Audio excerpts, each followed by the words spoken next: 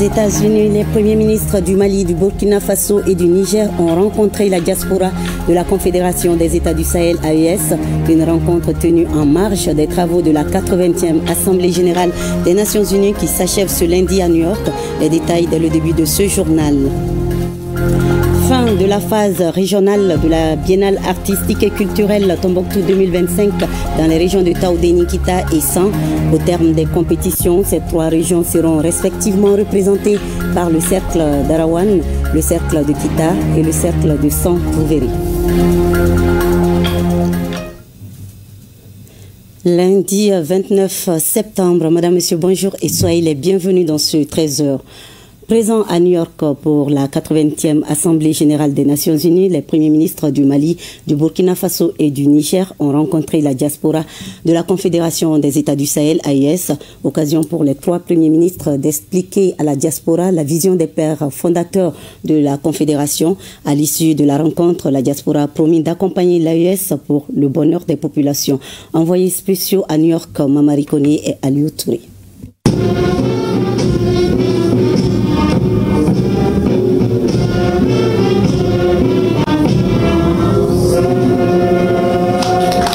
C'est dans une ambiance de grande ferveur patriotique et de communion que la diaspora malienne aux États-Unis s'est mobilisée pour accueillir le Premier ministre chef du gouvernement.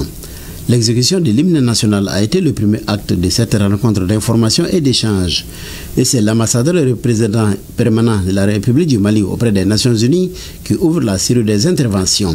Il a tout d'abord salué le Premier ministre pour sa brillante intervention à la tribune de l'ONU avant d'évoquer la force de la diaspora malienne dans sa juridiction. Ils ont en commun l'amour de notre pays. Ils n'ont manqué aucun rendez-vous du Mali. Aucun. Marche, protestation, mobilisation de fonds pour aider notre vaillante armée. Ils ont été au rendez-vous pour apporter leur contribution au développement économique et social de notre pays. Ils sont des soutiens de famille. Il y a des Maliens qui vivent des contributions de nos compatriotes. Je voudrais vous dire grand merci. Et je reconnais dans la salle la présence non seulement des Maliens de la juridiction, mais des Maliens venus d'autres États, loin de New York, pour partager ces moments conviviaux avec vous, Monsieur le Premier ministre. Donc, bienvenue à ceux qui sont venus de loin de la juridiction. Estimé à environ 10 000, les Maliens résidant dans la juridiction de New York, qui comprend les États de New York, New Jersey et de Connecticut, apportent leur contribution à l'œuvre de construction nationale. Pour cette rencontre, les délégués sont venus de plusieurs États américains. La rencontre, ça s'est très bien passé.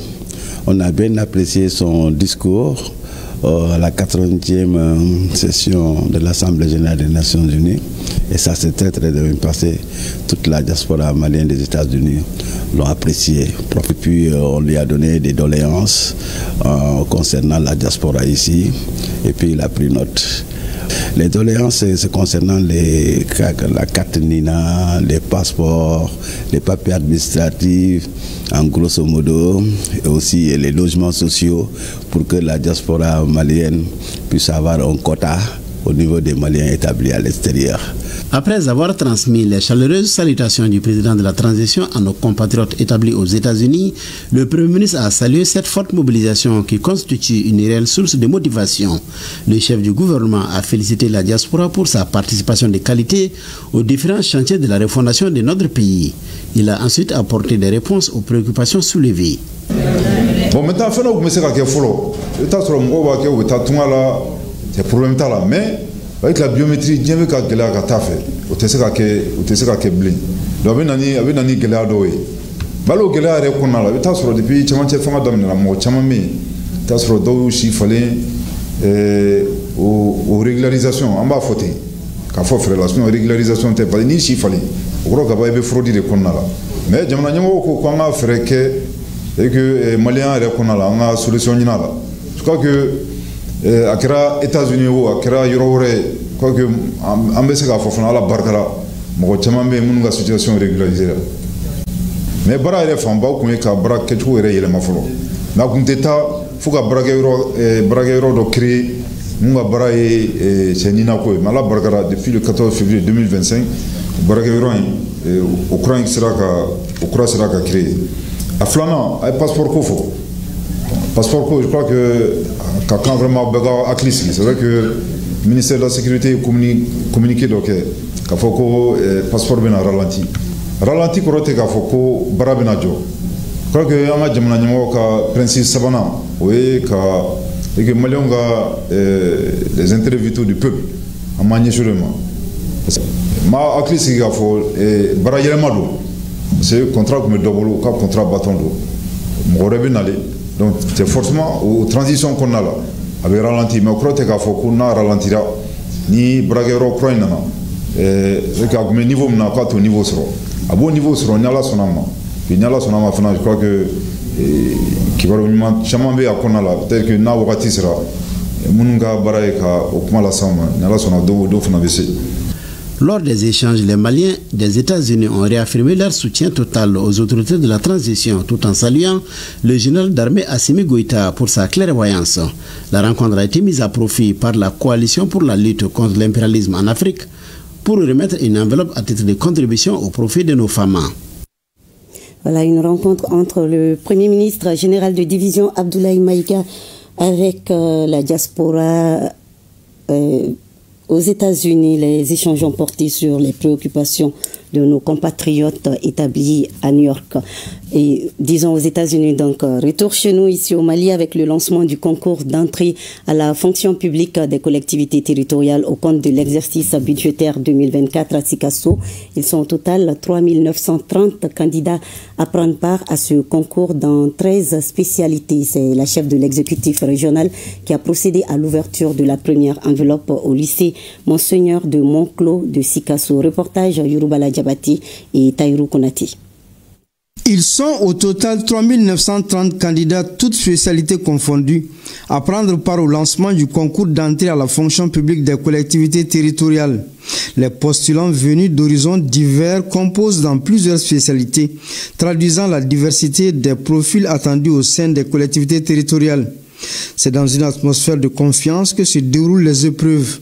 Il y a de cela 4 fois, avec mes efforts personnels, avec le traitement d'anciens sujets de collectivité, ensuite des exercices, voilà, d'ample façon. Bon, quand même, on a le courage. Je pense que cette année, ça ira. Ça va bien se passer. On est serein. Inch'Allah, ça va bien se passer. On aura cette année. C'est à 8h précise que la chef de l'exécutif régional procède à l'ouverture de la première enveloppe au lycée Monseigneur de Monclos. Sur place, elle a rassuré les candidats et les a prodigué de sages conseils. Le conseil qu'on a prodigué aux candidats, c'est le respect des règles du concours et de se concentrer sur l'essentiel, de ne pas copier. Et puisque c'est des enseignants, donc ils ont déjà appris l'éthique et la déontologie à l'école. De notre arrivée jusqu'à maintenant, on n'a pas vu d'incident. Sauf hier, il y a certains candidats, quand on affiche la liste, on a dit de venir vérifier. En cas de anomalie, de signaler ça à la commission pour qu'on puisse prendre des dispositions. Mais hier, on a constaté qu'il y a des candidats qui ne sont pas venus pour faire le constat. Par ce concours, l'État entend non seulement renforcer les effectifs des collectivités territoriales, mais aussi donner une chance à des milliers de jeunes diplômés de trouver une voie d'insertion professionnelle durable. Afin de garantir la transparence et la sérénité du concours, un impressionnant dispositif de sécurité est déployé autour et à l'intérieur du centre. Toujours à Sikasso, Millennium Technologies dote 4 structures et des jeunes scolaires de la région de compétences en outils numériques. C'est pour leur permettre de mieux répondre aux défis de sécurité, de production agricole et de communication. Le compte-rendu de Moussokoro Sirimi et Taïrou Konati. Il n'aura fallu que 10 jours de formation à ces 99 nouveaux télépilotes, techniciens et jeunes technophiles en herbe pour se doter de nouvelles compétences dans des domaines aussi variés que la cybersécurité, l'intelligence artificielle, l'aéronautique ou encore la conduite de drones. Des participants issus du groupement mobile d'intervention, de la direction régionale de la CMDT, de la station de l'ORTM et des élèves du fondamental qui se disent déjà inspirés par cette initiation à ces technologies de pointe qui s'imposent aujourd'hui dans tous les secteurs d'activité. Je préfère être pharmacienne dans la vie. L'apprentissage de la technologie peut me servir dans l'avenir. Tout est possible dans la vie avec la technologie. Pour ce qui concerne vraiment la CMDT, la fixation d'un meilleur rendement, d'une très bonne production, d'une efficacité et d'une efficience pour l'atteinte de nos objectifs. Il faut aller vers l'utilisation des drones pour que nous puissions maîtriser l'ensemble des facteurs de production. Ces compétences théoriques et pratiques acquises sur le rouillage des outils numériques, les récipiendaires le doivent à Millennium Technologies, dont l'ambition est d'accompagner la modernisation du Mali à travers la formation et l'innovation technologique. La dynamique s'inscrit dans le cadre de son projet innovant, Drone Maliba. Si on veut donner des résultats les plus meilleurs, impacter positivement, il faut faire en sorte que le numérique soit vraiment au cœur de tout ce que nous faisons. Alors aujourd'hui, si nous voulons avoir une administration performante, sans aucun doute, il faudrait que les ressources humaines, qui en sont les piliers, puissent être dotées avec les compétences idoines qu'il faut. Cette cérémonie de remise d'attestation est ponctuée par des jeux de culture générale en technologie et des démonstrations en vol. Et pour joindre l'utile à l'agréable, la station régionale de l'ORTM Sikassou a reçu des mails de la gouverneure un nouvel drone offert par Millennium Technologies à l'occasion des festivités du 22 septembre. De quoi permettre à la structure d'enrichir ses reportages par des images aériennes de qualité. La mairie de la commune urbaine de Mopti prône pour un espace scolaire sans moustiques. Elle vient en effet de procéder au lancement d'une campagne de pulvérisation des écoles de Mopti dans le cadre des préparatifs de la rentrée scolaire 2025-2026. Compte rendu Mahamoud Dawidraogo et Jakalia Traori. C'est à l'école Robert Cissé de Mopti que le coup d'envoi de la deuxième édition de pulvérisation des écoles de la commune urbaine de Mopti a été donné. C'est une initiative de la mairie de la commune urbaine de Mopti en partenariat avec la direction régionale de la santé de Mopti en cette veille de la rentrée scolaire 2026. Il s'agit de lutter contre les moustiques et d'autres maladies contagieuses dans le milieu scolaire, permettant aux élèves d'étudier dans de meilleures conditions. Nous les avons approchés pour qu'ils puissent nous aider dans la pulvérisation des écoles pour maintenir la santé au niveau des élèves, au niveau des enseignants. Ils nous ont accompagnés, ce n'est pas la première édition, c'est la deuxième édition. La première édition, le lancement a été fait au niveau de Boukari Wolagem. La deuxième édition a été faite au niveau de Robert Cissé. Et nous les remercions infiniment pour notre accompagnement dans la santé, dans l'éducation de nos enfants et de nos petits-enfants. Au cours de cette campagne, plus d'une centaine d'écoles de la commune urbaine de Mopti doivent être pulvérisées. Paix et réconciliation au Mali, l'équipe d'appui à la réconciliation de Kidal multiplie les efforts pour consolider le tissu social et faire de la réconciliation un levier d'unité nationale. C'est un reportage de Sidi Elmedi Ag Al-Bakay et Moussa Togo de ORTM Kidal. L'équipe d'appui à la réconciliation de Kidal lance une série d'activités sous l'autorité du directeur du cabinet du gouverneur de Kidal pour fédérer toutes les couches de la 8e région afin de renforcer la dynamique enclenchée à Kidal pour réconcilier les fils et les filles du Mali. Que cette rencontre d'échange avec les acteurs que je viens de citer, dans le cadre de la mise en œuvre du programme de la 4e édition de la Sénat, converge parfaitement bien avec vos missions et le contexte actuel de la région qui a tant besoin de paix, de sécurité, de vivre ensemble, mais surtout d'une réconciliation des cœurs et des esprits. Cette assemblée a mobilisé les acteurs religieux et les chefs traditionnels pour faire de Kidal un havre de paix. Nous sommes toujours dans la même logique pour, n'est-ce pas, essayer de parler encore de la paix, de la nécessité de la paix, de la nécessité de la réconciliation. Et je crois que c'est sur ça qu'on va s'étaler aujourd'hui. Nous lançons un appel à toutes les forces vives de Kidal pour travailler main dans la main, afin que la paix revienne dans notre pays. Nous devons soutenir les autorités administratives et les forces de défense et de sécurité pour consolider les acquis de la réconciliation nationale. À l'actif de l'ERAR de Kidal, l'initiative s'inscrit aussi dans l'agenda de la Semaine nationale de la réconciliation. Le sujet intéresse aussi l'association Espoir Ouattaguna qui a organisé ici à Bamako sa grande journée culturelle Kagaguna Zaro. C'était samedi dernier, une rencontre entre tradition, renaissance, engagement communautaire et identitaire. Cette activité marque symboliquement la naissance du nouveau cercle de Ouattaguna dans un esprit de résilience et d'espoir, nous dit Moussa Kamara.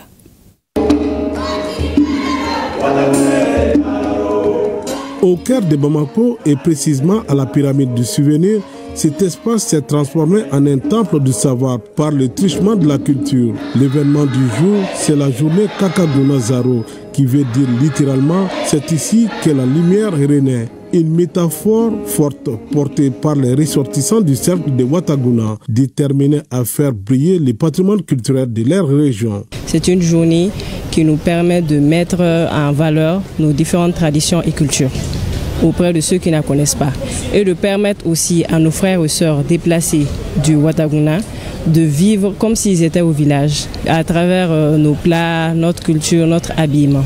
Organisée par l'association Espoir Ouattaguna, cette journée culturelle est un symbole fort. Des thèmes majeurs ont rythmé cette première édition. Paix, sécurité et cohésion sociale, histoire et potentiel économique du cercle de Ouattaguna. Il s'agit d'analyser la problématique concernant le triptyque sécurité, paix et cohésion sociale. On sait que le cercle de Ouattaguna, le prototype même de la crise multidimensionnelle que traverse le Mali et en conséquence toute l'Afrique de l'Ouest. C'est un cercle qui est au carrefour du Mali, du Niger et du Burkina Faso, donc la zone que nous appelons les Liptako-Kourma. Et c'est dans cette zone que les premiers signes de l'insécurité se sont développés. Et aujourd'hui, les communautés font face à ces problématiques-là. Au-delà des débats, cette journée est une volonté ferme de redonner un nouveau souffle, la dignité et la visibilité à un patrimoine local très souvent éclipsé par les crises. Cet événement n'est pas seulement une journée culturelle seulement, c'est une journée de rencontres, de débats, de panels autour des problèmes auxquels d'autres cercles sont liés, tels que les problèmes sécuritaires. Danse traditionnelle, chant ont rythmé cette journée dans une ambiance conviviale et engagée. La culture n'est pas un luxe, c'est une urgence. Et à Ouattaguna, l'espoir a désormais un nom.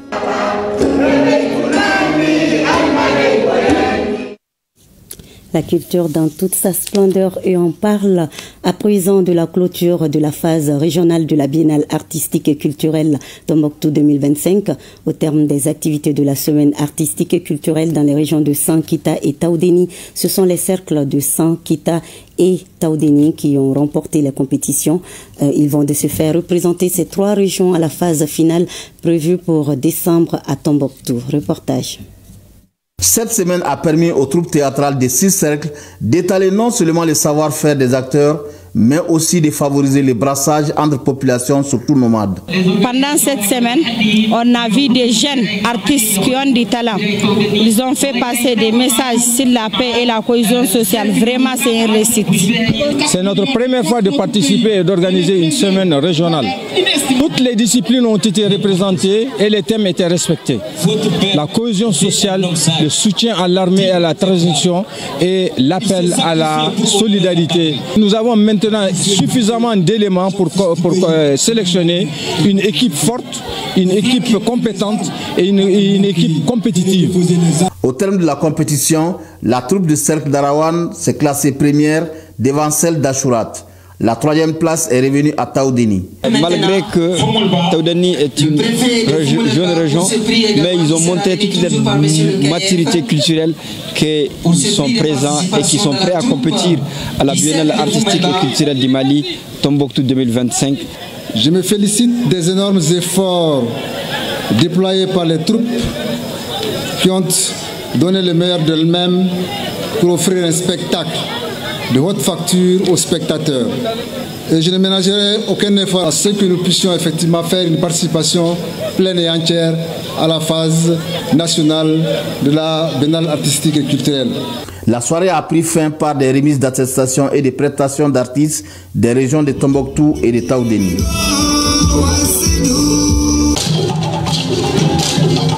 Durant 3 jours, les troupes venues des différentes localités de la région ont compéti dans 4 numéros, à savoir l'ensemble instrumental, danse traditionnelle, le solo de chant et pièces de théâtre. L'objectif visait à promouvoir les expressions artistiques et culturelles en vue de cette biennale artistique et culturelle Tombouctou 2025. Ces 3 journées ont été marquées par des prestations de grande qualité. Les artistes, par leur créativité, leur discipline et leur sens du collectif, nous ont rappelé que la culture est bien plus qu'un simple divertissement.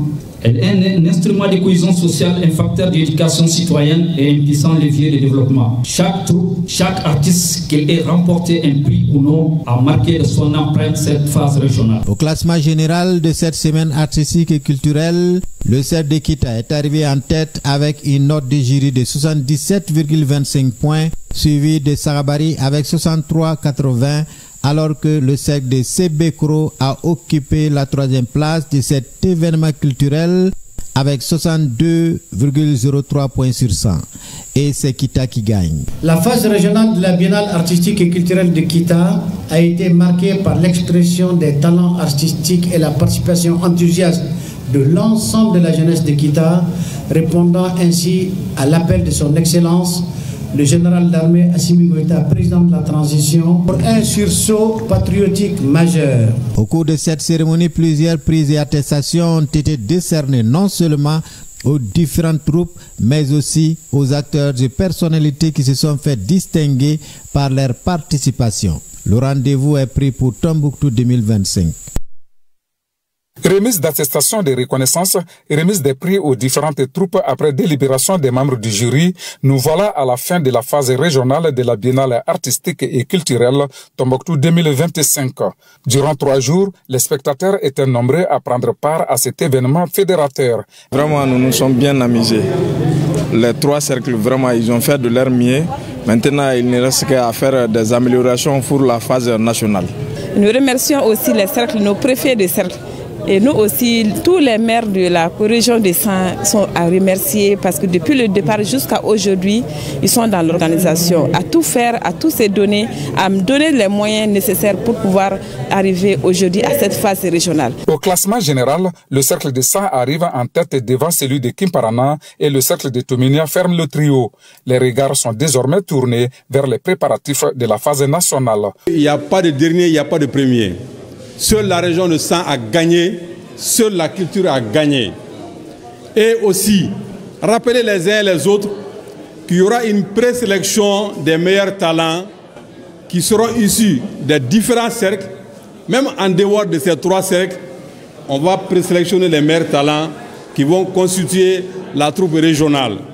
Rendez-vous est donc pris au mois de décembre à Tombouctou, où tous les fils et filles du Mali se retrouveront pour faire triompher notre culture. Des reportages de nos correspondants régionaux, Foussini Samaki de Taoudéni, Mohamed Fabrice Kambo de Kita et Idrissa Kone de San. Et c'est la fin de cette édition. Merci de votre fidélité. À 20h, vous avez rendez-vous avec Baraki Sawatara. Bel après-midi et à demain 13h, Inch'Allah.